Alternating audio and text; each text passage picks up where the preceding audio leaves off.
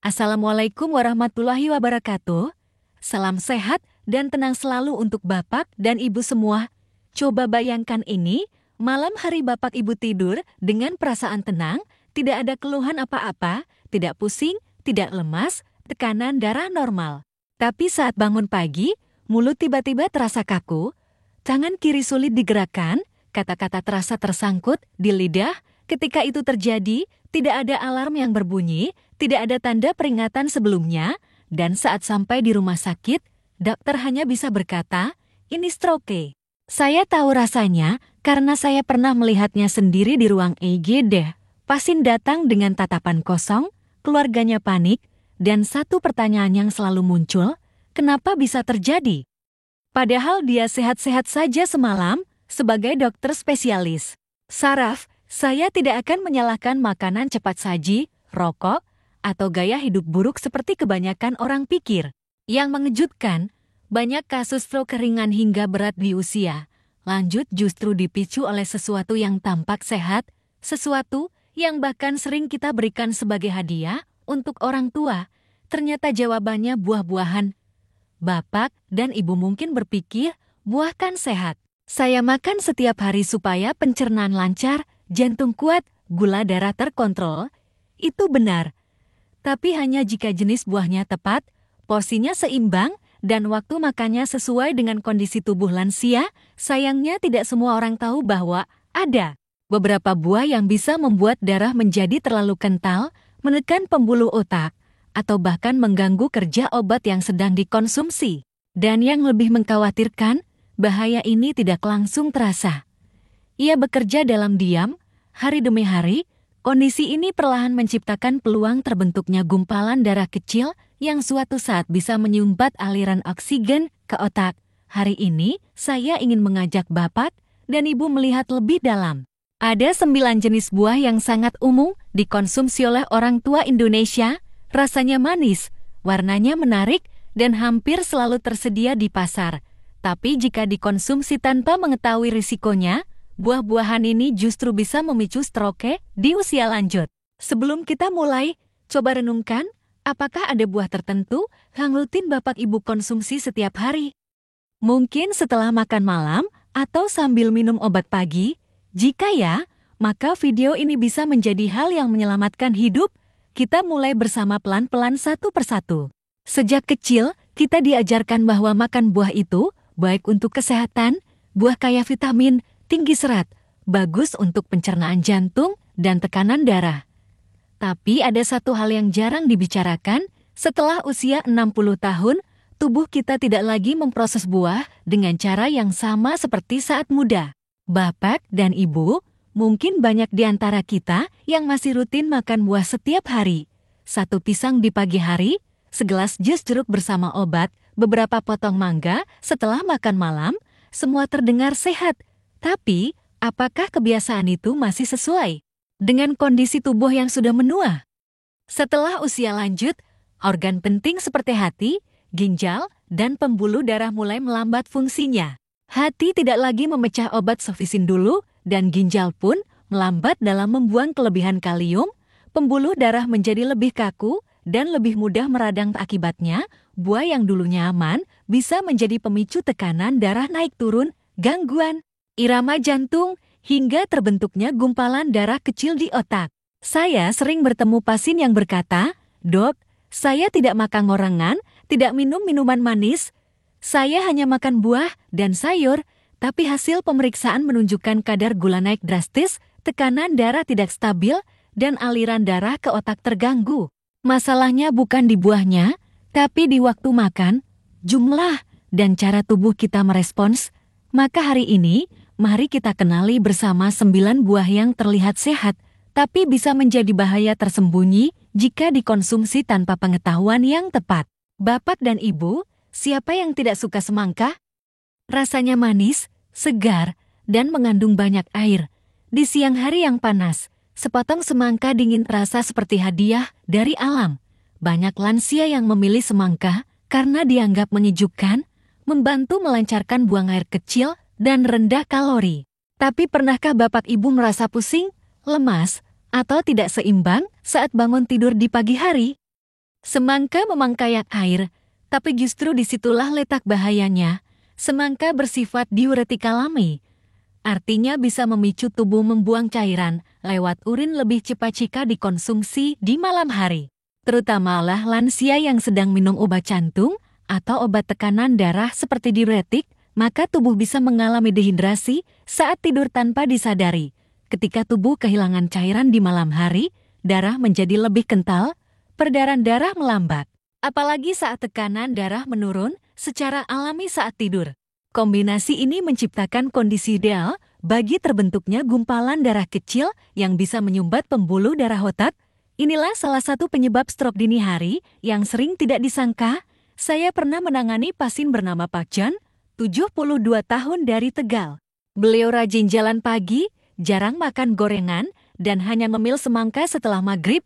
Tapi beliau juga sedang minum obat jantung. Suatu pagi beliau terjatuh di kamar mandi dengan kepala pusing dan tidak bisa berdiri. Pemeriksaan menunjukkan tekanan darah sangat rendah dan tanda-tanda stroke ringan. Apa yang bisa kita pelajari? Jika Bapak Ibu menyukai semangka, silakan tetap menikmatinya. Tapi makanlah di siang hari bukan malam, tambahkan sedikit garam atau air kelapa untuk menjaga keseimbangan elektrolit, dan jika sedang minum obat yang mempengaruhi cairan tubuh, konsultasikan dengan dokter sebelum menjadikan semangka sebagai kebiasaan harian. Karena bahkan buah yang terlihat paling menyegarkan jika dimakan di waktu yang salah bisa mengeringkan tubuh secara diam-diam. Bapak dan Ibu, anggur merah tanpa biji yang manis dan lembut sering dianggap sebagai camilan sehat. Banyak lansia memakannya sambil menonton televisi atau saat bersantai sore hari. Rasanya segar, bentuknya kecil, mudah dikunyah, apalagi kalau baru dikeluarkan dari kulkas. Tapi pernahkah Bapak Ibu merasa mengantuk atau lemas setelah memil anggur? Yang tidak banyak diketahui, anggur terutama jenis impor seperti anggur merah seedless dari Amerika atau Australia memiliki kadar gula alami, fruktosa, dan glukosa yang sangat tinggi. Dalam jumlah kecil mungkin tidak masalah, tapi beberapa genggam anggur bisa langsung meningkatkan kadar gula darah tanpa disertai serat, protein, atau lemak yang membantu memperlambat penyerapannya. Untuk tubuh muda, lonjakan gula darah ini bisa diatasi dengan cepat. Tapi di usia lanjut, respons insulin melambat, pembuluh darah lebih rapuh, dan lapisan dalam arteri mudah mengalami peradangan. Saat kadar gula naik drastis, dinding pembuluh darah otak bisa mengalami luka-luka kecil dan tubuh secara refleks membentuk gumpalan darah kecil untuk menambal. Jika ini terjadi berulang, risiko stroke meningkat secara perlahan. Saya teringat Ibu Indah, pasien saya berusia 68 tahun dari Bandung. Beliau rajin senam, jarang makan manis, dan selalu memilih camilan sehat. Tapi setiap pagi menjelang siang, beliau memil 1 mangkuk anggur merah sambil baca koran. Suatu hari, beliau mulai mengalami penglihatan buram dan kesulitan menulis. Pemeriksaan menunjukkan beliau mengalami serangan stroke ringan karena lonjakan gula darah dan peradangan pembuluh otak. Apa pelajaran pentingnya? Jangan makan anggur dalam jumlah besar dan jangan makan saat perut kosong. Batasi hanya 5-6 buah kecil dan selalu makan bersama sumber protein seperti keju atau almond. Dan jika Bapak Ibu mengidap diabetes atau sedang dalam terapi tekanan darah, sebaiknya konsultasikan terlebih dahulu sebelum memasukkan anggur sebagai camilan harian. Camilan yang kelihatannya tidak berdosa bisa menjadi sumber bahaya tersembunyi bagi otak lansia. Bapak dan Ibu, banyak orang tua di Indonesia percaya bahwa nanas bisa membantu pencernaan. Apalagi setelah makan besar, rasanya segar, sedikit asam, dan sering dianggap sebagai pencuci mulut yang sehat. Tapi apakah Bapak dan Ibu tahu bahwa nanas mengandung enzim dan asam yang bisa berisiko jika dikonsumsi pada waktu dan kondisi yang salah, terutama di usia lanjut? Nanas mengandung bromelain, enzim alami yang memang bisa membantu memecah protein. Tapi di sisi lain, bromelain juga memiliki efek seperti pengencer darah ringan bagi lansia yang sedang mengonsumsi obat pengencer darah seperti aspirin, warfarin, atau obat jantung tertentu. Efek ini bisa bertambah dan menyebabkan darah terlalu encer. Akibatnya, pembuluh darah menjadi lebih mudah bocor atau mengalami perdarahan halus yang tidak disadari. Selain itu, nanas juga punya kadar asam yang cukup tinggi ketika dimakan di malam hari, terutama dalam keadaan lambung kosong atau saat tubuh sedang dalam fase istirahat. Asam ini bisa memicu refluks lambung. Pada sebagian lansia, refluks ini tidak menyebabkan rasa perih, tapi diam-diam menyebabkan penurunan kadar oksigen ke otak saat tidur. Ini meningkatkan risiko stroke di pagi hari, terutama pada orang yang tidurnya sering terganggu atau sedang dehidrasi ringan. Saya juga ingat Pak Hasan, 75 tahun tinggal di Jakarta Selatan. Beliau punya kebiasaan makan potongan nanas setelah makan malam, lalu minum obat tekanan darah sebelum tidur. Suatu pagi, beliau terbangun dalam keadaan bingung dan bicara tidak jelas. Pemeriksaan menunjukkan stroke ringan yang diduga dipicu oleh kombinasi efek bromelain, asam lambung tinggi saat tidur, dan interaksi dengan obat. Apa yang bisa dilakukan, Bapak dan Ibu? Tetap boleh makan nanas, tapi pastikan waktunya di siang hari dalam jumlah kecil dan jangan dikombinasikan dengan obat pengencer darah tanpa izin dokter. Jangan makan nanas sebelum tidur. Otak kita butuh ketenangan di malam hari, bukan gangguan dari enzim dan asam. Banyak lansia memilih pisang sebagai buah andalan, mudah dikunyah, tidak terlalu asam, dan katanya bagus untuk jantung. Pisang Ambon yang matang bahkan sering dijadikan teman bubur pagi atau camilan sore. Tapi apakah Bapak dan Ibu tahu di usia lanjut kelebihan kalium dari pisang justru bisa membahayakan tubuh? Saat masih muda, tubuh kita mampu menyerap dan membuang kalium dengan baik. Tapi setelah melewati usia 60, terutama bagi yang memiliki tekanan darah tinggi, diabetes, atau sedang minum obat seperti HCI inhibitor dan obat diuretik, fungsi ginjal cenderung melambat.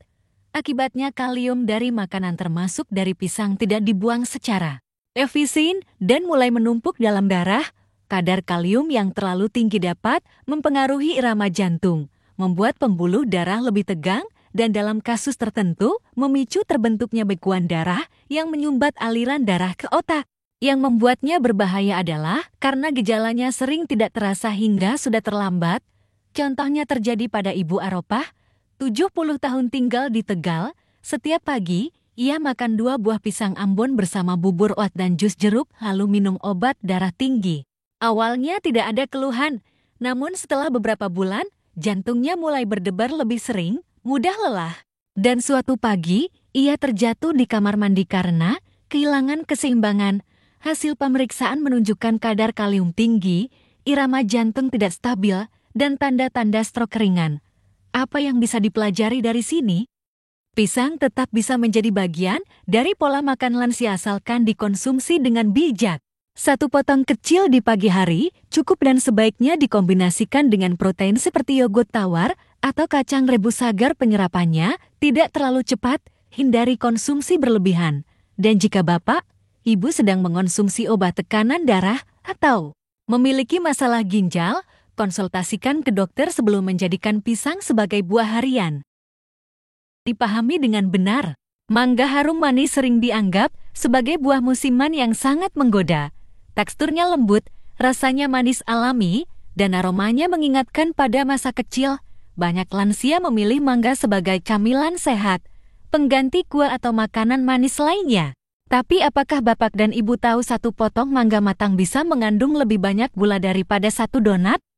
Di usia lanjut, tubuh kita tidak lagi mampu merespons lonjakan gula darah secepat saat muda. Setelah makan mangga yang manis, kadar gula darah bisa naik tajam. Bagi lansia yang sudah memiliki resistensi insulin, prediabetes, atau tekanan darah tidak stabil, lonjakan ini memicu serangkaian reaksi berbahaya, pembuluh darah mengencang, peradangan meningkat, dan darah menjadi lebih kental. Semua ini menciptakan kondisi ideal untuk terbentuknya gumpalan darah kecil di otak. Selain itu, mangga juga mengandung senyawa alami seperti mangiferin yang dapat mengganggu proses detoksifikasi hati. Hati yang fungsinya sudah menurun akibat usia bisa kesulitan memecah obat-obatan, terutama obat kolesterol dan tekanan darah. Kombinasi antara lonjakan gula dan interaksi obat ini memaksa tubuh bekerja lebih keras saat seharusnya beristirahat. Saya teringat cerita dari Pak Yusuf, 73 tahun, warga Yogyakarta, beliau mengganti kebiasaan makan biskuit dengan beberapa irisan mangga kering setiap sore. Beliau juga sedang minum obat tekanan darah dan kolesterol. Dalam beberapa minggu, beliau mulai merasa pusing di pagi hari dan sulit fokus. Pemeriksaan menunjukkan tekanan darah terlalu rendah dan tanda stroke ringan. Ternyata mangga kering yang kelihatannya sehat justru memperparah penumpukan obat dalam tubuh dan memicu lonjakan gula yang berulang. Untuk itu, jika Bapak Ibu menyukai mangga, pilihlah dalam jumlah kecil saja, beberapa potong kecil hanya di siang hari. Jangan makan mangga sebelum tidur atau dalam bentuk kering yang kadar gulanya lebih pekat. Dan yang terpenting, jangan konsumsi mangga bersamaan dengan obat kecuali atas anjuran dokter. Sebuah rasa manis yang kita nikmati hari ini bisa diam-diam menimbulkan beban besar bagi otak di esok pagi. Bapak dan Ibu pernah membeli stroberi dari pasar, lalu mencucinya sekilas sebelum dimakan. Warnanya merah cerah, bentuknya menarik, dan rasanya segar di lidah. Banyak lansia suka menyimpan stroberi di kulkas untuk dinikmati sore hari bersama cucu atau dijadikan campuran yogurt dan salad. Tapi di balik tampilannya yang cantik, stroberi pasar menyimpan dua risiko yang sering diabaikan. Pertama adalah residu pestisida. Dalam laporan tahunan yang dikeluarkan oleh berbagai lembaga lingkungan, stroberi secara konsisten berada di urutan teratas daftar buah dengan kandungan pestisida tertinggi, bahkan setelah dicuci. Bagi tubuh muda, sistem detoksifikasi seperti hati dan ginjal masih bisa menyaring racun-racun ini. Tapi di usia lanjut, proses pembersihan racun menjadi lebih lambat. Pestisida yang masuk ke tubuh sedikit demi sedikit bisa menumpuk di jaringan termasuk di otak dan memicu peradangan pembuluh darah. Kedua, stroberi juga mengandung senyawa purin dalam jumlah sedang. Ketika tubuh memecah purin yang menghasilkan asam urat, bagi lansia yang memiliki riwayat gout, nyeri sendi, atau gangguan ginjal ringan, asam urat yang meningkat bisa menyebabkan peradangan, menyempitkan pembuluh darah, dan meningkatkan tekanan dalam sistem sirkulasi. Bila dibiarkan, kondisi ini bisa memicu penyumbatan kecil di otak yang seringkali tidak terdeteksi sampai gejala stroke muncul. Untuk itu, bila Bapak Ibu ingin tetap menikmati stroberi, pilihlah stroberi organik bila memungkinkan. Cuci bersih di bawah air mengalir dan hindari mengonsumsinya setiap hari. Jangan hanya mengandalkan stroberi sebagai sumber antioksidan, dan jika memiliki masalah asam urat atau tekanan darah, sebaiknya konsultasikan lebih dulu sebelum menjadikan buah ini sebagai camilan rutin. Karena pada tubuh lansia, racun kecil dan peradangan ringan bisa menjadi awal gangguan besar yang datang tanpa gejala. Bapak dan Ibu, minum segelas jus jeruk hangat di pagi hari mungkin sudah menjadi kebiasaan bertahun-tahun. Rasanya segar, membantu pencernaan, dan terasa menyehatkan. Banyak orang tua percaya bahwa jeruk adalah sumber vitamin C alami terbaik. Tapi tahukah Bapak dan Ibu, minuman sederhana ini bisa mempengaruhi cara kerja obat yang Anda minum setiap hari, terutama di usia lanjut. Jeruk, khususnya jenis jeruk peras seperti jeruk siam atau jeruk medan, mengandung senyawa alami bernama furanokumarin. Senyawa ini dapat menghambat kerja enzim di hati yang bertugas memetabolisme obat.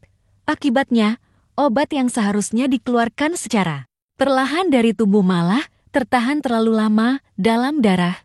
Hal ini bisa meningkatkan kadar obat hingga di atas batas aman, menyebabkan efek samping seperti pusing, detak jantung tidak teratur, bahkan meningkatkan risiko stroke.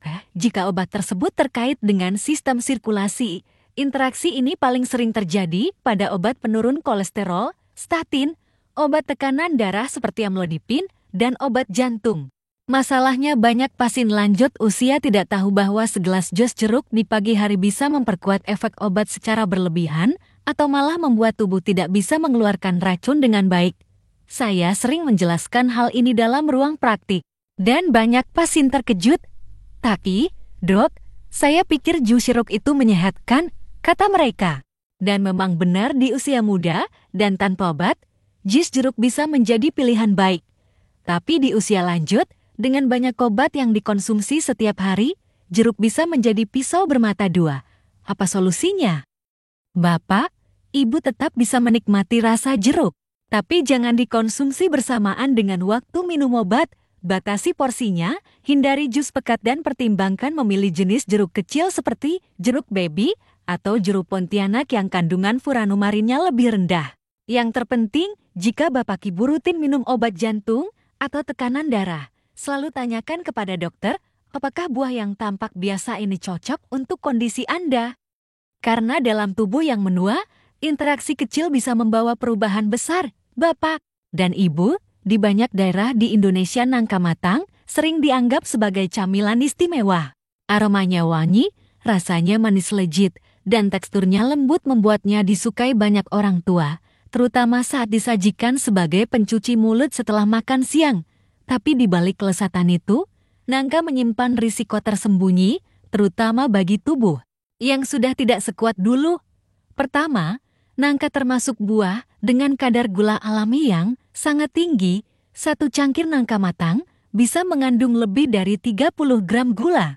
Bagi orang lanjut usia yang mengalami penurunan sensitivitas insulin atau sudah memiliki riwayat prediabetes, lonjakan gula darah setelah makan nangka bisa terjadi sangat cepat. Tubuh pun harus bekerja keras untuk menstabilkan kembali dan pada kondisi tertentu bisa terjadi ketidakseimbangan tekanan darah serta peningkatan kekentalan darah.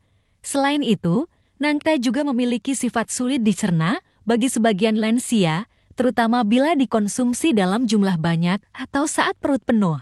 Serat tidak larut dan kandungan gas alami dalam nangka bisa menyebabkan perut kembung, tekanan di perut bagian atas, dan gangguan sirkulasi balik dari perut ke jantung dan otak. Bila terjadi secara rutin, sirkulasi otak bisa terganggu secara perlahan. Saya pernah menemui beberapa pasien yang mengeluh mual ringan dan jantung berdebar setelah makan nangka di malam hari.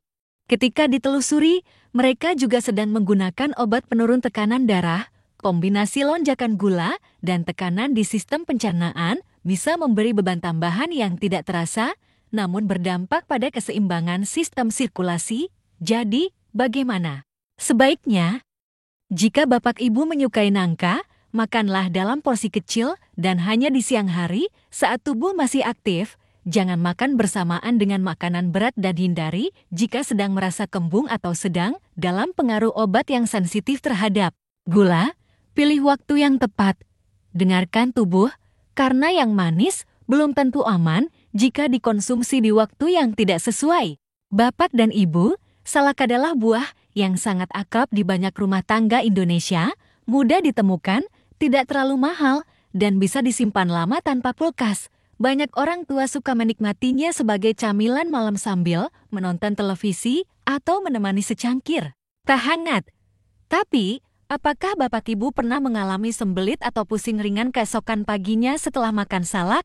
Salak dikenal mengandung tanin tinggi, yaitu senyawa alami yang dapat mengikat cairan dan memperlambat gerakan usus. Di satu sisi ini, membantu mengurangi diare. Tapi pada lansia, salak justru bisa memicu sembelit kronis, terutama jika dikonsumsi rutin tanpa cukup asupan air atau serat dari sayuran. Dan sembelit tidak hanya membuat perut tidak nyaman, dampaknya bisa jauh lebih serius. Saat sembelit, cairan tubuh lebih banyak tertahan di usus, sehingga proses penyerapan kembali meningkat. Ini menyebabkan darah menjadi lebih kental dari biasanya. Bila kondisi ini terjadi saat malam hari, ketika sirkulasi darah alami melambat dan tubuh sedang dalam posisi berbaring, maka risiko pembentukan bekuan darah di otak meningkat secara perlahan dan nyaris tanpa gejala. Saya pernah menangani seorang pasien, Pak Marwan, 74 tahun yang gemar makan 3-4 buah salak setiap malam. Beliau merasa sehat-sehat saja, tapi mulai sering mengeluh susah buang air besar, lalu merasa lemas dan pusing tiap pagi.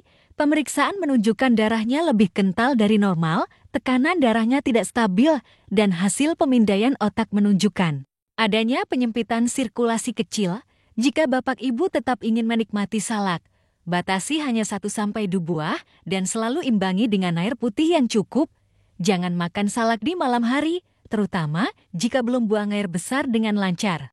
Dan bila sedang mengonsumsi obat darah tinggi atau pengencer darah, sebaiknya hindari salak sama sekali atau konsultasikan terlebih dahulu dengan dokter.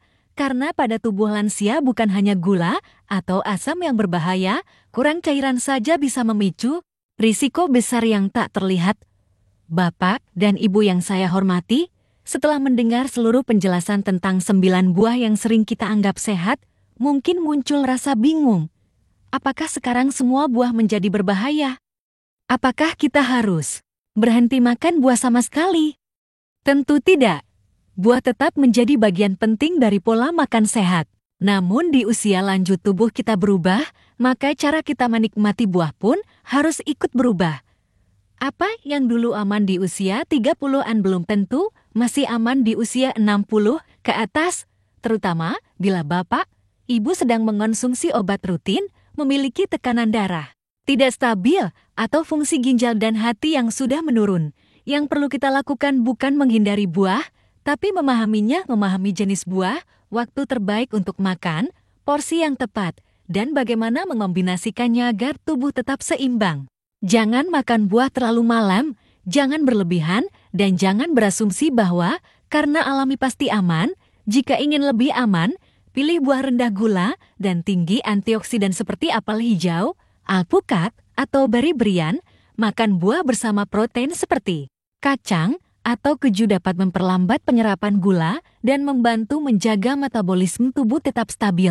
Ingat, kesehatan di usia lanjut bukan tentang pantangan, tapi tentang kesadaran. Jika Bapak dan Ibu merasa video ini bermanfaat, silakan klik tombol suka dan bagikan kepada teman sebaya yang mungkin juga perlu tahu. Jangan lupa tulis di komentar, buah apa yang paling sering Bapak, Ibu konsumsi setiap minggu, dan jika ingin terus mendapatkan penjelasan ringan namun penting seperti ini, silakan tekan tombol subscribe dan aktifkan lonceng notifikasi. Sampai jumpa di video berikutnya. Semoga Bapak, Ibu selalu sehat, tenang, dan bisa menikmati hidup dengan bijak mulai dari setiap buah yang dipilih hari ini.